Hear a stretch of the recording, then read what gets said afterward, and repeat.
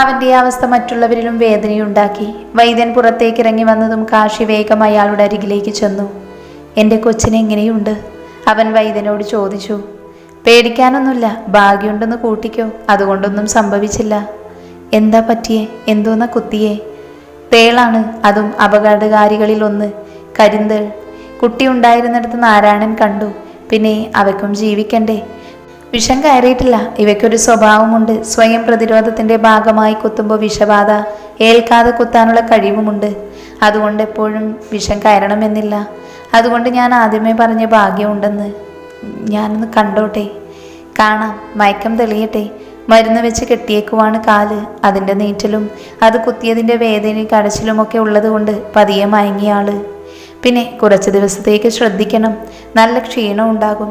അതുപോലെ വെള്ളം കൊടുക്കണം, ആഹാരവും. ഇന്നൊരു ദിവസം ഇവിടെ കിടക്കട്ടെ. ആരേലും ഒരാൾ ഇവിടെ നിന്നാ മതി.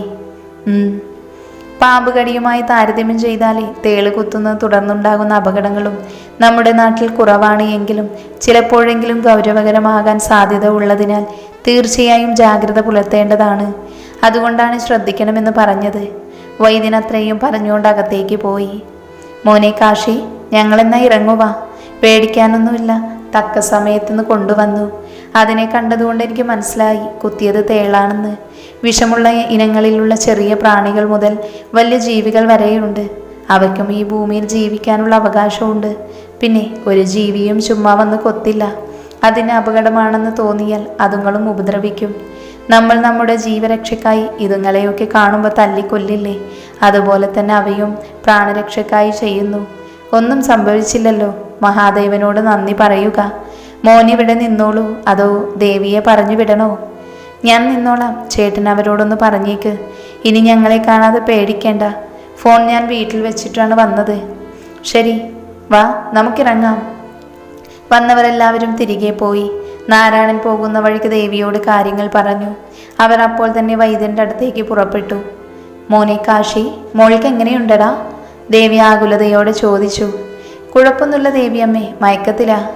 നാരായണൻ വന്ന് പറഞ്ഞപ്പോൾ ഒരു സമാധാനവും ഇല്ലായിരുന്നു. നിങ്ങളിനി ഞങ്ങളെ കാണാതെ പേടിക്കണ്ടെന്ന് കരുതി ഇവിടെ നിന്ന് എന്തായാലും അവളെ കിടത്തും. ഒരാൾക്കേ നിൽക്കാൻ കഴിയുകയുള്ളൂ. ഞാൻ നിൽക്കാം മോനെ. വേണ്ട ദേവിയമ്മേ, ഞാൻ നിന്നോളാം. കുട്ടി ഉണർന്നു. അവിടെയുള്ള ഒരാൾ വന്ന് പറഞ്ഞതും എല്ലാവരും കയറി കണ്ടു. വാടി തളർന്നു കിടപ്പ്, കാലിൽ കെട്ടുമുണ്ട്. ദേവിയമ്മയ്ക്ക് കണ്ടതും അവൾ വാടിയ പുഞ്ചിരി നൽകി. വേദനയുണ്ടോ മോളെ? അവളുടെ തലയിൽ തലോടിക്കൊണ്ട് ചോദിച്ചതും അവളുടെ കണ്ണുകൾ നിറഞ്ഞു. അവളുടെ നിറഞ്ഞ കണ്ണുകൾ കാണെ കാശിയുടെ ഉള്ളു പിടഞ്ഞു. ചെറുതായിട്ട്. അവൾ വളരെ നേർമയോടെ പറഞ്ഞു. സാരമില്ല, വേഗം മാറൂട്ടോ. ഇന്നൊരു ദിവസം ഇവിടെ കിടക്കേണ്ടി വരും. കാശി ഉണ്ടാകും കൂടെ. അമ്മയൊക്കെ ഇറങ്ങുവാണേ. ഇവിടെ ഒരാളെ നിർത്തുകയുള്ളൂ.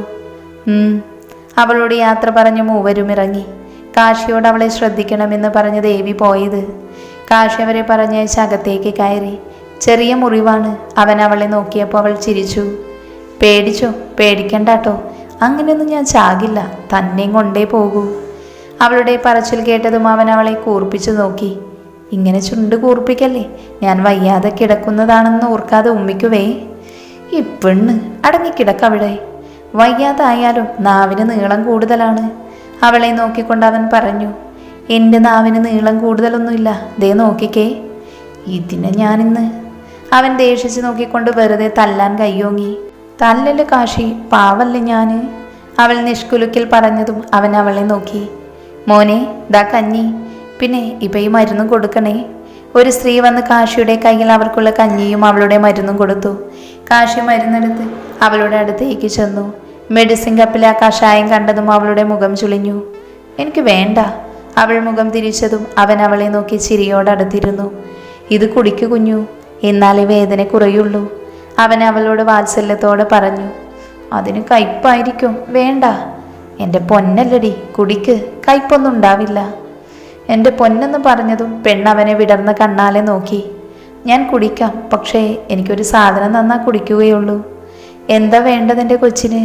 ദാ ഇവിടെ ഒരു ഉമ്മ തരുമോ? തൻ്റെ ആദരം കാണിച്ചവൾ പറഞ്ഞതും അവൻ ഞെട്ടി. നീ ഇത് കുടിച്ചേ. പെണ്ണ് തുടങ്ങി കളിതമാശ. ഇല്ല മോനെ, ഞാൻ കുടിക്കില്ല. എനിക്കൊരു ഉമ്മ വേണം. അത്രയും പറഞ്ഞുകൊണ്ട് അവൾ മുഖം തിരിച്ച് പിണങ്ങിയിരുന്നു. അച്ചു, കളിക്കാതെ കുടിച്ചേടി നീ. വെറുതെ എന്നെ ദേഷ്യം പിടിപ്പിക്കരുത്. ഇല്ല, ഞാൻ കുടിക്കില്ല. കുടിക്കടി. അവൻ അലറിയതും അവൾ ഞെട്ടി അവനെ നോക്കി. ഒന്ന് തോണ തന്നപ്പോ തലയിൽ കയറി നിരങ്ങുന്നോ? നിന്റെ വേദന കുറയണമെങ്കിൽ ഇത് കഴിക്കണം. അതിനിടയിൽ അവളോട് കോക്കിലെ ഉമ്മയും കുമ്മയും. മര്യാദയ്ക്ക് കുടിച്ചോ. അവൻ അത്രയും ദേഷ്യത്തോടെ പറഞ്ഞതും അവളുടെ മിഴികൾ നിറഞ്ഞു. അവൻ്റെ കയ്യിൽ നിന്നും അത് വാങ്ങി കുടിച്ചവൾ. കപ്പ് അവന് കൊടുത്ത് അവന് മുഖം കൊടുക്കാതെ സങ്കടത്തോടെ തിരിഞ്ഞു കിടന്നു. അവൻ തൻ്റെ ദേഷ്യം നിയന്ത്രിച്ചു. അവനും അവൾ അങ്ങനെ ചെയ്തപ്പോൾ വല്ലാതെയായി. ഒന്നാമത് അവൾ വയ്യാതെ കിടക്കുകയാണ്. അതിൻ്റെ കൂടെ അവളുടെ കളിയും കൂടി ആയപ്പോൾ ദേഷ്യം വന്നു. വേദനിക്കുന്നു എന്ന് പുളഞ്ഞ് കരഞ്ഞവളെ അവന് അന്നേരം ഓർമ്മ വന്നത്. അവൻ അവളുടെ അരികിലായി ചെന്നിരുന്നു. കുഞ്ഞു, ദേ ഇങ്ങോട്ട് നോക്കിക്കേ. അവൻ വാത്സല്യത്തോടെ അവളെ വിളിച്ചു. പോവിടുന്ന്, എന്നോട് തൊടണ്ട. എന്നോടൊരു സ്നേഹവും ഇല്ല. ആ തേള് കുത്തി ചത്താ മതിയായിരുന്നു. ആർക്കും ഭാരം ആകില്ലായിരുന്നു. അവൾ ഏങ്ങി ഏങ്ങി കരഞ്ഞു പറഞ്ഞതും അവൻ അവളുടെ മുഖം തിരിച്ച് അവളുടെ ചുണ്ടിൽ അമർത്തിമുത്തി. അവൻ എഴുന്നേറ്റ് പുറത്തേക്ക് പോയി. പെട്ടെന്നായതുകൊണ്ട് അവളുടെ കണ്ണുകൾ മിഴിഞ്ഞു. അവൾ വിശ്വാസം വരാതെ തൻ്റെ അധരങ്ങളിൽ തൊട്ടു. ഒപ്പം ഒരു പുഞ്ചിരിയും. എന്നാൽ പുറത്തേക്കിറങ്ങി പോയവൻ്റെ കണ്ണുകൾ നിറഞ്ഞു. അവളുടെ വാക്കുകൾ അത്രമേൽ അവനെ നോവിച്ചു എന്നുള്ള തെളിവായിരുന്നു ആ കണ്ണുനീര്. അവൾക്ക് കഞ്ഞി കൊടുക്കാനുള്ളത് കൊണ്ട് അവൻ അധിക നേരം പുറത്തു നിന്നില്ല. സമയമായതും അവൻ അവൾക്കുള്ള കഞ്ഞി അവിടെ ഇരുന്ന പാത്രത്തിലേക്ക് പകർത്തി. അച്ചു, ദാ കഞ്ഞി കുടിക്ക്. അവൾ അവനെ നോക്കി. തന്നെ ഒന്ന് നോക്കുക പോലും ചെയ്യാത്തവനെ കാണി അവൾ അവനെ തോണ്ടി വിളിച്ചു. എന്തേ? അവൻ അവളെ സ്ഥായിഭാവത്തിൽ നോക്കി. കരഞ്ഞോ? അവൻ്റെ ചുവന്നിരിക്കുന്ന കണ്ണുകൾ കണ്ടതും അവൾ ചോദിച്ചു. ഏയ്, കണ്ണിലെന്തോ പൊടി പോയതാ. വിശ്വാസം വരാത്ത പോലെ അവൾ മൂളി. അവൻ കോരിക്കൊടുക്കുന്ന കഞ്ഞി ഒരു മടിയും കൂടാതെ അവൾ കുടിച്ചു. അവളെയും കൊണ്ട് ആ കഞ്ഞി മൊത്തം കുടിപ്പിച്ച് വായും കഴുകി കൊടുത്ത് അവൻ ബാക്കിയുണ്ടായിരുന്ന കഞ്ഞിയും കുടിച്ച് പാത്രം കഴുകി വെച്ചു. നിനക്ക് വാഷ്റൂമിൽ പോകണോ? മുറിയിലേക്ക് വന്നവൻ ചോദിച്ചതും അവൾ വേണമെന്ന് തലയാട്ടി. അവൻ അവളെ പൊക്കിയെടുത്ത് വാഷ്റൂമിലേക്ക് ആക്കി. കാല് നോക്കണേ, വാതിൽ ചാരിയാൽ മതി, കുറ്റിയിടേണ്ട. വിളിച്ചാൽ മതി, ഞാൻ വരാം. അതും പറഞ്ഞവൻ അവിടെയുള്ള ചെയറിലിരുന്നു. അവൾ അവനെ വിളിച്ചതും പൊക്കിയെടുത്ത് കട്ടിലിൽ കിടത്തി. ഉറങ്ങിക്കോ നീ, ഞാൻ ഇവിടെയുണ്ട്. എന്തെങ്കിലും ആവശ്യമുണ്ടെങ്കിൽ വിളിച്ചാൽ മതി. അവൾ അവനെ നോക്കി കിടന്ന് പതിയെ മയങ്ങി. അവൾ ഉറങ്ങിയെന്ന് മനസ്സിലായതും അവളുടെ അരികിൽ വന്നിരുന്നു അവൻ. പതിയെ തലയിൽ തലോടി കൊടുത്തുകൊണ്ടേയിരുന്നു. എൻ്റെ പ്രാണനാ നീ, എൻ്റെ മാത്രം. അവൻ അവളെ നോക്കി പതിയെ മൊഴിഞ്ഞു. പിറ്റേന്ന് അച്ചുവിനെ അവിടെ നിന്നും വിട്ടു. കൂടെ ഒരു ലോഡ് കഷായവും അരിഷ്ടവും മറ്റു മരുന്നുകളും ഉണ്ടായിരുന്നു. വീട്ടിലെത്തിയതും ദേവിയമ്മ ഓടി വന്നു. മോളെ, എങ്ങനെയുണ്ട്? അവരവളുടെ മുടിയിഴകളെ തഴുകിക്കൊണ്ട് ചോദിച്ചു. കുറവുണ്ടമ്മേ, അവൾ ചിരിയോടെ പറഞ്ഞു. എൻ്റെ ദേവി, മോളിങ് അകത്തേക്ക് വരട്ടെ, അവിടെ ഇങ്ങനെ നിർത്താതെ. ഉണ്ണികൃഷ്ണൻ പറഞ്ഞതും ദേവി സ്വയം തലക്കടിച്ചു. ഞാനത് മറന്നു. മോളെക്കുറിച്ചുള്ള ആദിയിൽ മറന്നതാ. കേട്ടോ കാശി, ഇവിടെ ഒരാൾ ഇന്നലെ എന്നെ ഉറക്കിയിട്ടില്ല. അച്ചുമോൾക്ക് കുറഞ്ഞാവോ, വേദനിക്കുന്നുണ്ടോ, അങ്ങനെ ചോദിച്ചുറക്കിയിട്ടില്ല. ഉണ്ണി ചിരിയോടെ പറഞ്ഞു.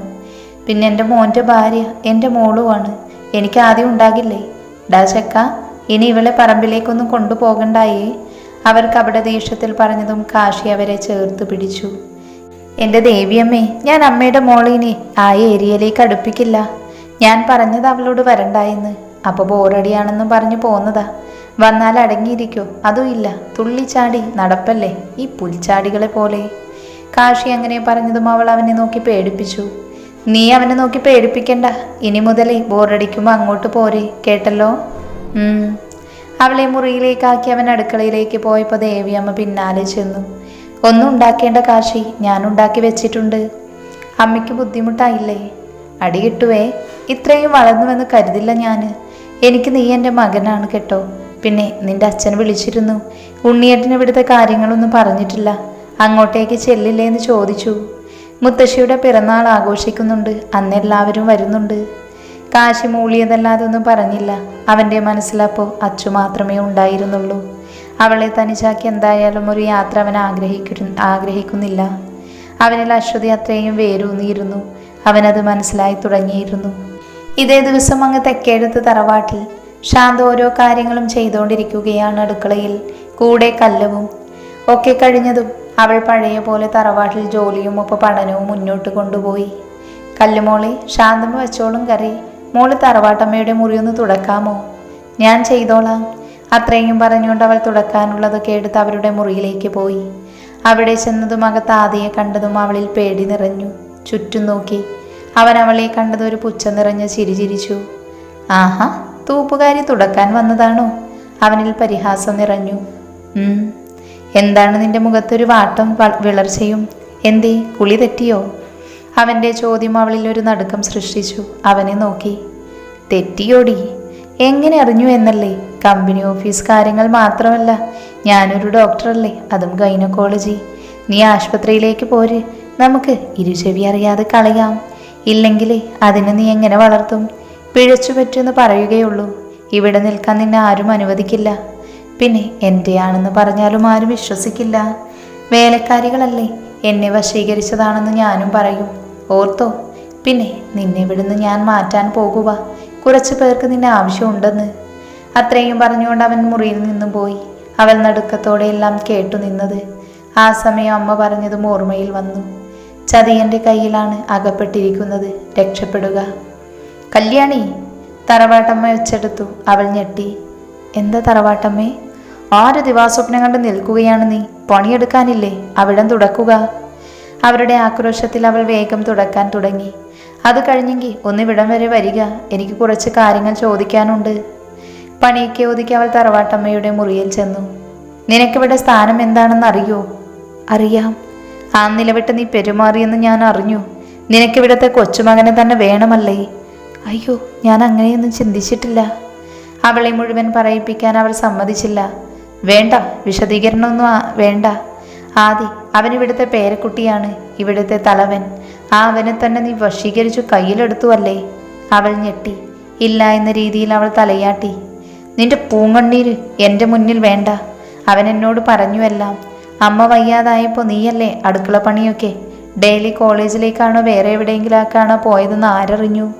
വശീകരണ പൊടി ഫുഡിൽ ചേർത്തു അവനെ നീ. ഛേ, പറയാൻ തന്നെ അറപ്പ് തോന്നുന്നു. ഇപ്പം നീ പ്രഗ്നൻ്റ് ആണോ എന്ന് സംശയം പറഞ്ഞു അവനെ ബ്ലാക്ക്മെയിൽ ചെയ്യുന്നു എന്ന് ഞാൻ അറിഞ്ഞു. ഞാനൊരു തെറ്റും ചെയ്തിട്ടില്ല. അവൾ അവരുടെ കാലിൽ വീണ് തട്ടിമാറ്റി.